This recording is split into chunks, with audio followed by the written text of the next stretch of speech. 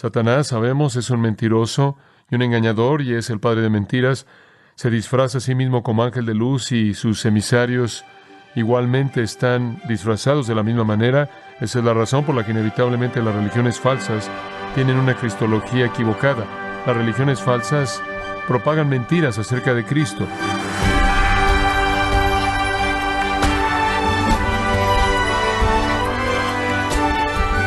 Queremos darle la bienvenida y las gracias por acompañarnos en su programa Gracia a Vosotros con el pastor John MacArthur. Muchas familias anhelan el regreso de sus seres queridos que han sido enviados a la guerra. Sus oraciones son porque ellos que aman regresen a casa. Sus oraciones son porque aquellos que aman regresen a casa. Ahora bien, cuando piensa en el regreso de Jesús, ¿le produce la misma alegría y anticipación que el regreso de un familiar que sobrevivió la guerra? En el programa de hoy, John MacArthur le mostrará por qué el pensamiento del regreso de Cristo solo debe llenarlo con una esperanza gozosa que está orientada al fortalecerlo y alentarlo mientras espera el regreso de Cristo. Parte del estudio: El hombre que querrá ser Cristo, en gracia a vosotros. Segunda de Tesalonicenses, capítulo 2. Hemos estado tratando aquí con el hombre de iniquidad que está por venir, el hombre de pecado que está por venir, el anticristo. Ahora, ¿por qué razones que Pablo está escribiendo del anticristo a estos tesalonicenses? Bueno, porque estaban confundidos.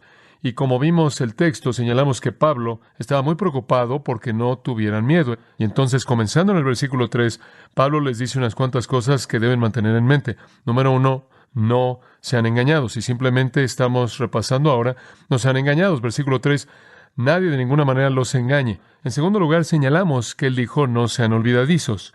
En tercer lugar, él les dice, no sean ignorantes. En cuarto lugar, entonces, en el versículo 10, allá al final y hasta el versículo 12, él dice, no sean incrédulos. Entonces, si quiere ver con gozo, dice él, el futuro, no sean engañados, no sean olvidadizos, ni ignorantes, ni incrédulos. Ahora, vengamos a una quinta, y esta es la que creo que es tan importante para nosotros el día de hoy. No sean inseguros. Ahora, permítame mostrarle el flujo aquí. Usted tiene la teología de la salvación aquí en un microcosmos. Primero, él dice, siempre debemos dar gracias a Dios por vosotros. Siempre debemos estarle dando gracias a Dios por ustedes, porque Él los salvó a ustedes. Y después Él toma los componentes de esa obra y comienza a delinearlos. El primero, son amados por el Señor, son amados por el Señor. Él dice en el versículo 13, debemos estar siempre dando gracias a Dios por vosotros, hermanos, amados por el Señor. En segundo lugar, usted fue escogido por el Señor. Fluyendo de esa predeterminación a amar, hubo una elección. Y lo dice en el versículo 13, hermanos amados por el Señor, porque Dios os ha escogido. Queremos agradecerle a Él por amarlos y queremos agradecerle a Él por escogerlos desde el principio para salvación. Dios lo escogió usted desde el comienzo. Eso significa eternidad pasada.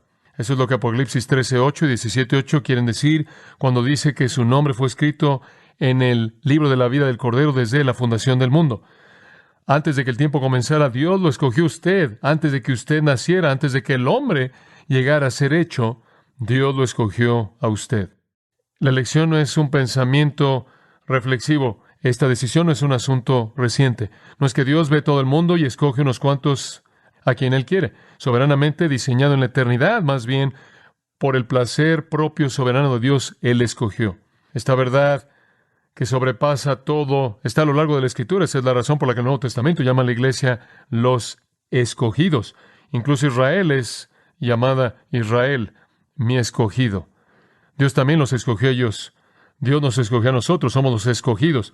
Somos llamados los escogidos a lo largo del Nuevo Testamento. En Mateo 24, Jesús dice, el tiempo de la tribulación es acortado por causa de los escogidos. En Romanos 8:33, Pablo dice, ¿quién acusará a los escogidos de Dios? Dios es el que justifica. En otras palabras, si Dios lo ha escogido usted y Dios ya lo ha justificado usted, ¿quién va a poder ir al cielo y traer una acusación en contra de usted que va a forzar que Dios le quite su salvación? Nadie puede hacer eso. Dios tomó la decisión y la decisión está fija para siempre. Ese es el punto. En Colosenses, capítulo 3, versículo 12, un pequeño versículo conocido, vestidos pues como escogidos de Dios, santos y amados, Han sido ustedes escogidos por Dios, son amados y han sido hechos santos. Esta es la gran verdad que Jesús expresó a sus discípulos en Juan 15, cuando Él dijo, no me habéis elegido vosotros a mí, sino yo os elegí a vosotros y os he puesto para que deis fruto. Él escoge en base a su amor. Ahora, esa doctrina del amor predestinador, soberano, electivo de Dios, aplasta la soberbia humana, ¿no es cierto?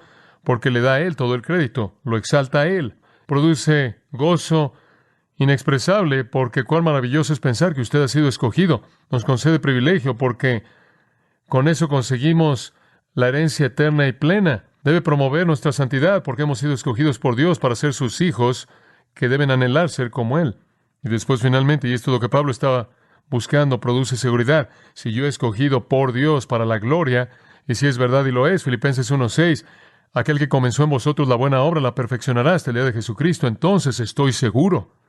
No hay nada que pueda llegarle a aquel que es amado por Dios y que esté escondido en el refugio de la fidelidad de Dios.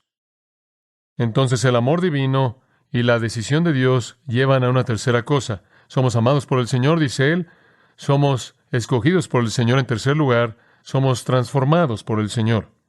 Ahí en ese mismo versículo, Él dice, hemos sido escogidos desde el principio para salvación, y esto es llevado a cabo mediante la santificación por el Espíritu y la fe en la verdad. Y ahí usted tiene tanto el lado divino como el lado humano. La salvación mediante la santificación por el Espíritu y fe en la verdad. Hay dos elementos, esos dos elementos de la salvación. El primer elemento es llamado santificación mediante el Espíritu. ¿Qué significa eso? Santificado significa apartado, separado. Eso simplemente significa que el Espíritu Santo, de manera soberana, milagrosa y divina, lo separa a usted del pecado. Un nuevo hombre interior es creado, separado del pecado. Es la vida de Dios dentro de usted. Es la naturaleza divina que se vuelve de usted. Es santa y anhela aquello que es puro y santo y se deleita en la ley de Dios, como Romanos 7 dice. Tiene aspiraciones santas y anhelos justos. Esa nueva creación en el interior es apta para el cielo y apta para la presencia de Dios porque es hecha santa. Está separada del pecado, es un nuevo usted es regenerado, usted es renacido. Lo viejo muere, uno nuevo nace. Y entonces esa es la obra del Espíritu Santo mediante la cual Él lo separa a usted del pecado y crea en usted una naturaleza santa. Esa es su obra. La salvación es un milagro divino. Entonces el Espíritu de hecho nos separa. El Espíritu de hecho regenera al hombre interior, apartándolo del pecado para Dios, y después mantiene ese proceso siguiendo a lo largo de la vida. Entonces hay una separación de santificación inicial y después hay una separación continua conforme ganamos la victoria sobre nuestra carne, en la que el nuevo hombre todavía está encarcelado. Pero el segundo componente es fe en la verdad, y mencioné eso. Eso tiene que estar ahí también. La transformación divina llevada a cabo por el Espíritu requiere el elemento de la fe. Fe en la verdad. Por lo tanto, usted tiene que oír la verdad. Usted recuerda que dice en Romanos 10, ¿cómo oirán sin un qué? Predicador. Usted no puede ser salvo hasta que oiga la verdad. El Espíritu regenera a uno que oye la verdad, cree la verdad.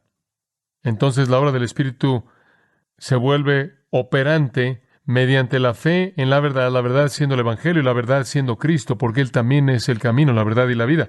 Entonces Pablo dice, Dios los ha escogido ustedes eternamente, escogidos de manera pura en base únicamente a su amor, trayendo esa decisión a la realidad al salvarlos en el tiempo mediante la obra poderosa transformadora del Espíritu Santo, quien los separó ustedes del pecado. Su vida antigua murió, ustedes fueron renacidos totalmente nuevos, regenerados, en una nueva creación con deseos santos, y para implementar eso, Él produjo en ustedes fe para creer la verdad. Ustedes han estado todos en el proceso, le dice a los tesalonicenses, amados, escogidos, transformados.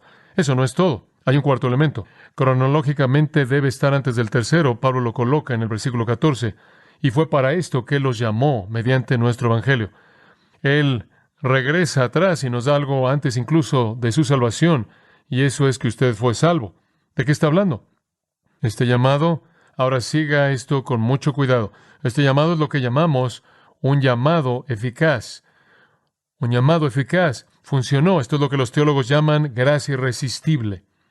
Este llamado es cuando el Espíritu Santo de Dios lo llamó a usted a sí mismo y usted no pudo resistir. Esto es lo que le dio a usted la verdad que creer y la voluntad para creerla, porque por gracia sois salvos por medio de la fe, y eso no de vosotros, es don de Dios. El hombre natural no puede creer, aunque él oye el Evangelio, a menos de que el llamado no solo es algo que él oye, sino algo que convierte su corazón. El Evangelio entonces vino a ustedes.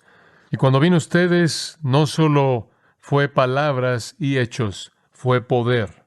Fue un llamado transformador. Realmente lo cambió a usted.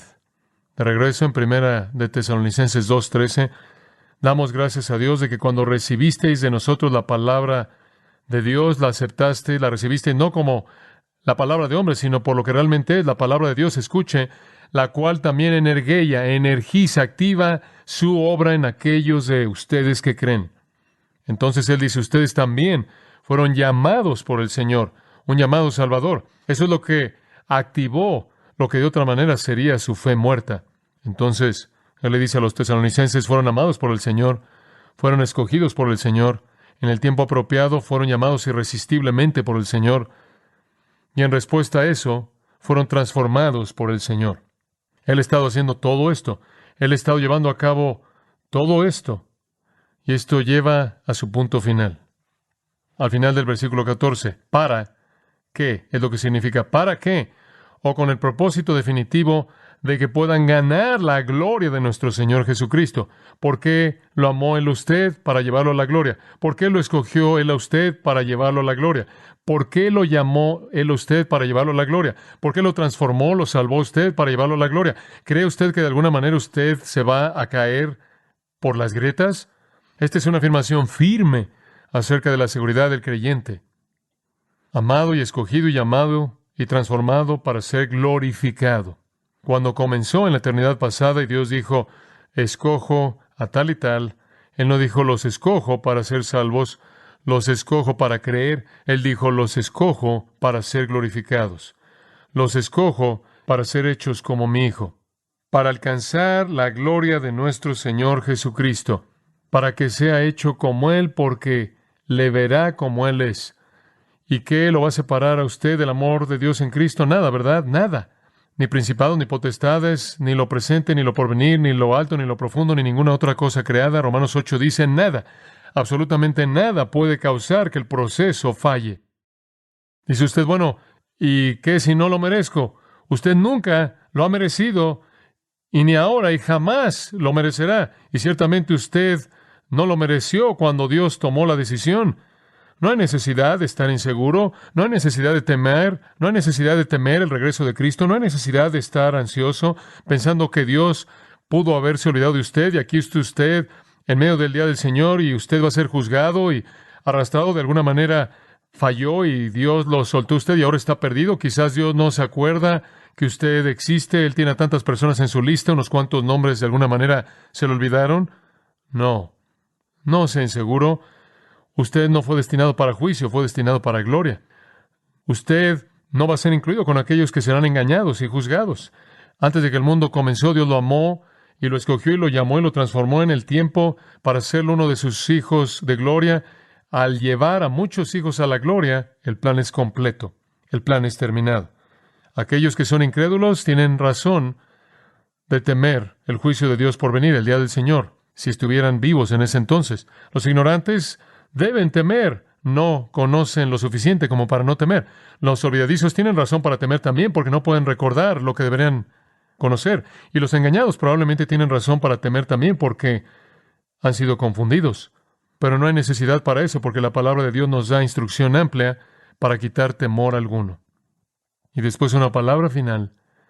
Y en esta palabra final, Él añade una exhortación más: no sean débiles, no sean débiles, con todo lo que les he dado.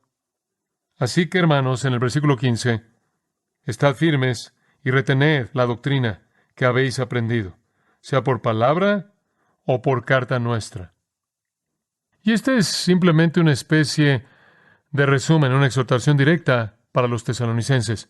Así que, hermanos, estén firmes, no sean débiles, no estén vacilando, estén estables, manténganse firmes, no sean temerosos, no sean dudosos, no sean inseguros, no se agiten, estén firmes y aférrense. Eso simplemente significa ejercer fuerza para aferrarse a algo, de tal manera que algo no puede ser quitado de usted. Aférrense ¿a qué?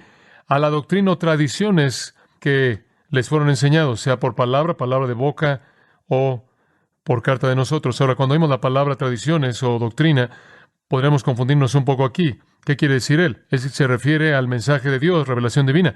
La palabra doctrina ha llegado a significar mucho. Se traduce aquí tradiciones en algunas versiones. Normalmente significa muchas cosas que son inventadas por algún tipo de sociedad religiosa o social que es transmitida de generación a generación. Y en nuestro lenguaje coloquial, normalmente la palabra tradición significa eso. Hablamos de tradición como algo que no es algo revelador. Decimos, por otro lado, que está la Biblia, por otro lado está la tradición, y entonces quizás vemos estas dos en contradicción cuando no deben ser. O la palabra tradición o doctrina en el griego significa literalmente cosas entregadas. Eso es lo único que significa, cosas entregadas. Y lo que él está diciendo entonces en ese sentido es esto: estén firmes y aférrense a las cosas que fueron entregadas, las cosas que fueron entregadas mediante enseñanza por palabra o carta de nosotros. Esa es revelación divina, amigo mío, en las cartas paulinas y la revelación de Dios que le dio, que Él les predicó, las cosas orales y las cosas escritas. Las cosas orales, por cierto, que Dios inspiró, han sido registradas para nosotros en los Evangelios y en el libro de los Hechos. Las escritas están en todas las epístolas. Entonces Él dice, todo lo que Dios ha entregado a lo largo de los apóstoles a través de mí, sea oral o escrito, es la enseñanza con autoridad de Dios entregada a ustedes. Estén firmes y aférrense a ella.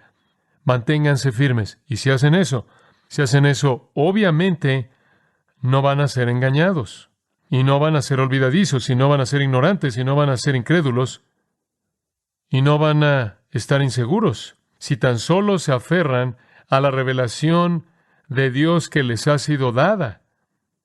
Instrucción doctrinal, enseñanza con autoridad.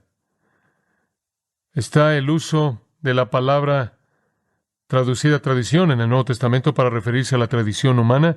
Es usada en Mateo 15 para hablar de la tradición de los ancianos, la cual fueron cosas hechas por hombres, transmitidas por los fariseos.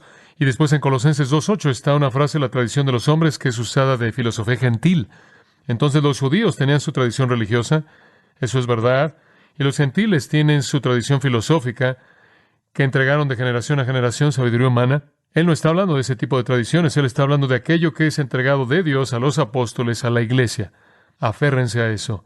Instrucción doctrinal. En 1 Corintios 11, versículo 2, es usada, y creo que es usada de una manera que le va a ayudar a usted a entender eso. Él dice, os alabo porque me recordáis en todo y se aferran a las tradiciones tal como os las he entregado. Él está hablando de la doctrina apostólica, la enseñanza de los apóstoles, lo cual fue esencial para la vida de la iglesia. Ese tipo de mensaje entregado, no alguna tradición humana. Ahora, hoy para nosotros, el mensaje apostólico entregado es este libro. Como dije, en los Evangelios y Hechos tenemos el registro de lo que fue hablado. En las epístolas tenemos lo que fue escrito. Y esta es la fe que fue dada una vez y para siempre a los santos. Esto es, Pablo le dijo a Timoteo en 1 Timoteo 6:20, él le dijo, esto, Timoteo, es lo que debes guardar. O Timoteo, guarda lo que se te ha encomendado. Y después, en la segunda epístola de Timoteo, capítulo 1, versículo 14, guarda por el Espíritu Santo que mora en nosotros el depósito que se te ha encomendado. Es la tradición que descendió, que fue entregada de Dios a los apóstoles, a la iglesia. Ahora él dice, si hacen esto, si permanecen firmes y se aferran a la palabra del Dios viviente que se les ha dado, no van a titubear y se van a confundir, ni van a ser ignorantes, ni van a estar inseguros. Y después él cierra esta parte central de la carta con una bendición que realmente es un deseo de oración en los versículos 16 y 17. Y el mismo Jesucristo, Señor nuestro y Dios nuestro Padre, el cual nos amó y nos dio consolación eterna y buena esperanza por gracia, conforte vuestros corazones y os confirme en toda buena palabra y obra. Esto es muy simple. Él simplemente está diciendo, una cosa sé con toda seguridad. No importa lo que diga, no tienen la capacidad humana de hacer que opere. Entonces quiero pedirle a Dios que lleve a cabo esto en su vida. Y aquí llegamos a esa realidad misteriosa y maravillosa que aunque se nos manda obedecer y se nos manda responder, en la carne humana no tenemos la capacidad y entonces depende de Dios capacitar esa respuesta a través de nosotros. Ese es el misterio de la vida cristiana. Entonces Él dice, le voy a pedir al Señor en este deseo de oración, que el mismo Jesucristo, Señor nuestro y Dios nuestro Padre, conforte y confirme sus corazones. Ese es el enfoque primordial, sacando las cláusulas modificadoras. Quiero que Dios los aliente en medio de que ustedes estén conmovidos y alterados. Quiero que Dios los fortalezca para que se aferren. No quiero hacer un exégesis de esta bendición y oración porque es tan evidente en sí misma, pero quiero mencionar un par de cosas. En primer lugar, sea tan amable de ver que hay un pronombre mismo. Está en la posición enfática. Podría leerse ahora que Él mismo, nuestro Señor Jesucristo y Dios nuestro Padre. Bastante interesante. Aquí hay otra afirmación muy fuerte acerca de la deidad de Cristo.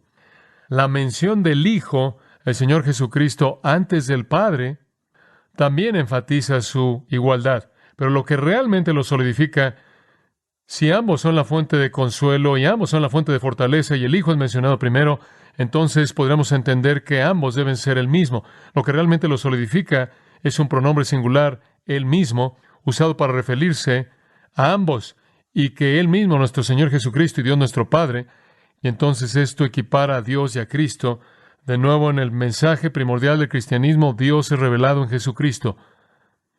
Eso es lo que el espíritu del anticristo siempre ataca. Y después dice, Él mismo, nuestro Señor Jesucristo y Dios nuestro Padre, describiéndolo, quien nos ha amado. Eso nos lleva de regreso otra vez a lo que hace que todo se lleve a cabo. Él nos ama y nos ha amado y nos ha dado consuelo eterno y buena esperanza por gracia. Él está hablando de la salvación aquí. Él nos ha amado y nos ha concedido aliento eterno y una buena esperanza, y Él lo hizo todo por gracia. Él está hablando de nuestra salvación. Entonces Él dice que Dios y Cristo, quien nos amó en la eternidad pasada y en el tiempo, y quien nos concedió a nosotros salvación en gracia, que ese Dios Salvador, quien tuvo el poder de redimirnos, consuele y fortalezca sus corazones en toda buena obra y palabra. Que el mismo Dios cuyo poder fue demostrado en nuestra salvación, se ha demostrado en nuestra obediencia. Él, entonces, lo ha resumido. No necesitan desanimarse, no necesitan ser sacudidos, necesitan tener esperanza y gozo esperando el rapto, el regreso de Jesucristo para aquellos que lo aman. No necesita temer perderse en juicio y terminar en el día del Señor. No va a pasar, no puede suceder. Quiero que estén por encima de esto, quiero que vivan vidas que son fuertes y valientes, quiero que estén animados y voy a pedirle a Dios que lleve a cabo la obra que produce eso en su vida. Él dice conforte, eso significa alentado, fuerza. Una palabra interesante, esterizo, de la cual obtenemos esteroides, fuente de fuerza y poder. Y quiero que fortalezca su corazón. Ese es el hombre interior, su mente, lo que lo mueve, lo que hace que usted piense y actúe y reaccione en toda buena obra y palabra, tanto en lo que usted hace y lo que usted dice, sus palabras, sus actos. Entonces, que Dios los capacite en lo que hacen y lo que dicen para que sean fuertes y valientes e inamovibles y estables y fijos y maduros y no sacudidos. Y de esta manera Él cierra esto, el corazón de su epístola. No tenemos nada que temer, amados, y todo que esperar. Y oro por ustedes lo mismo, que conforme ven el futuro, el Señor Jesucristo y Dios, Padre, quien tuvo el poder mediante la gracia para salvarlos, les concede en su gracia poderosamente el ser confortados y fortalecidos en sus propios corazones para que hagan todo lo que es bueno y digan todo lo que es bueno hasta que Jesús venga. No hay razón para vivir con nada más que esperanza gozosa por lo que no se espera. Padre, gracias. Nos diste salvación y nos diste una salvación que fue eterna. Te bendecimos por eso. Oro porque nadie aquí sea sacudido o esté preocupado o temeroso en el futuro, sino que puedan ver el futuro con esperanza y expectativa, porque conocen la verdad, conocen al Salvador y conocen que la salvación es eterna y que están destinados para la gloria. Y oro porque conforme esperamos el tiempo cuando Jesús venga, que seamos fuertes y valientes y seamos inamovibles y seamos estables porque somos confortados, alentados y fortalecidos por tu poder en todo lo que hacemos y en todo lo que decimos. Conforme vivimos para aquel quien un día vendrá para llevarnos, para estar con Él para siempre. Hasta ese día, que conozcamos tu poder y tu consuelo. En el querido nombre de Cristo. Amén.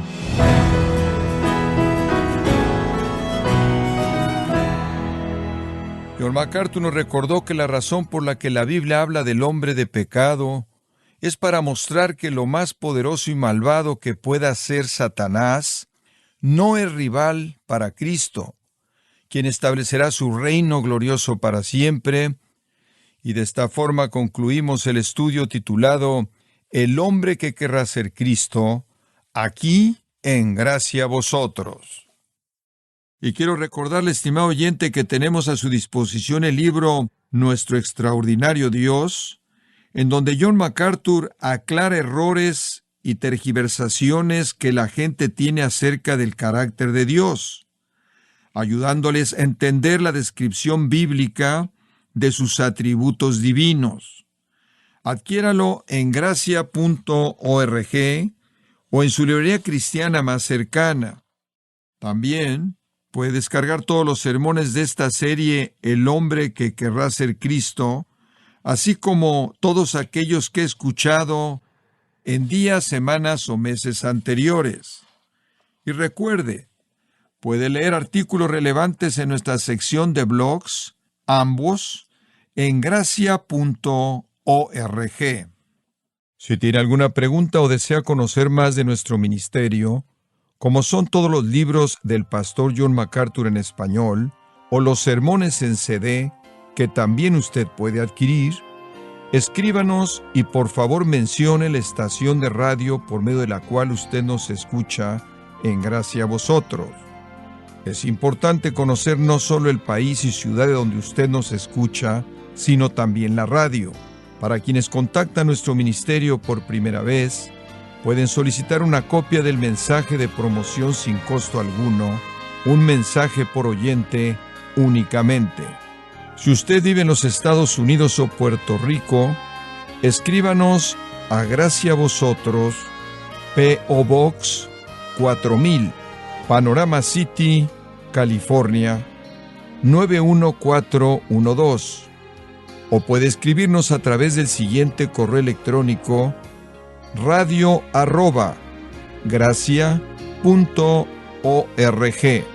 Bueno, en nombre de John MacArthur y el personal de este organismo, queremos darle las gracias por su tiempo y sintonía, y queremos pedirle que no deje de orar por este ministerio, como también por la estación de radio por la cual usted nos escucha de lunes a viernes. Este es su amigo Miguel Contreras, invitándole a sintonizar nuestra próxima edición para que juntos continuemos desatando la verdad de Dios un versículo a la vez. No se lo pierda, aquí en Gracia a Vosotros.